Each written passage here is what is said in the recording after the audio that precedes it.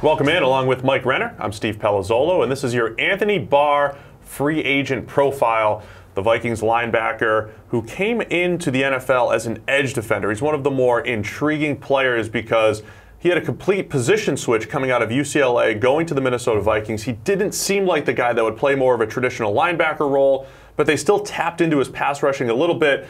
The ultimate result was a really good 2015 season, but since that point, he's been a slightly below average linebacker. Yeah, I really worry about his coverage ability. He is not, if you're going to give him, a big contract, he's not going to be a playmaker in coverage. In his entire, 5-season career now, he has only 7 pass breakups, 2 interceptions, and he didn't have any of either this past season. So he's just not a playmaker in coverage, not a guy who's going to make plays going behind him. A lot of his work in coverage is going forward into the flats, and a lot of his value comes from what he does as a blitzer, which at that point he might be best served just to move to a full-time pass rushing role. Yeah, and we've seen guys like this, Jamie Collins from the New England Patriots, who's more athletic and better in coverage, but as far as how when Collins was with the Patriots and with the Cleveland Browns, they've used him as a blitzer. That's what Barr did. He's blitzed or rushed the passer over 100 times every single year. That's a really high number for a linebacker. That's led to 23 pressures last year. He's had double-digit pressures every single year.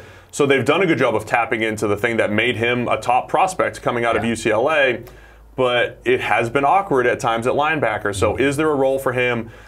Does he go back to a traditional 3-4 rush backer type of player who's got, limited coverage responsibilities? I think that's the big question with Barr. I think that is going to be his best role. Instead of, having 300 coverage snaps and 100, pass rushing snaps, flip that to 100 coverage snaps and 300 pass rushing snaps. I think that's when he's going to be at his best, because I do just think, like I said, the playmaking ability and coverage is not worth what he's probably going to get on the open market. If you look at the career grades, 2015 was his peak, an 89.6, but then there was a 50.5, a 63.7, and then last year a 71.4. He's battled injuries a little bit during that time, but I do think it brings a lot of question marks as Barr hits the open market. Where is his best fit? Will he find a team that can tap in to his skill set rushing the passer? It's your Anthony Barr free agent profile.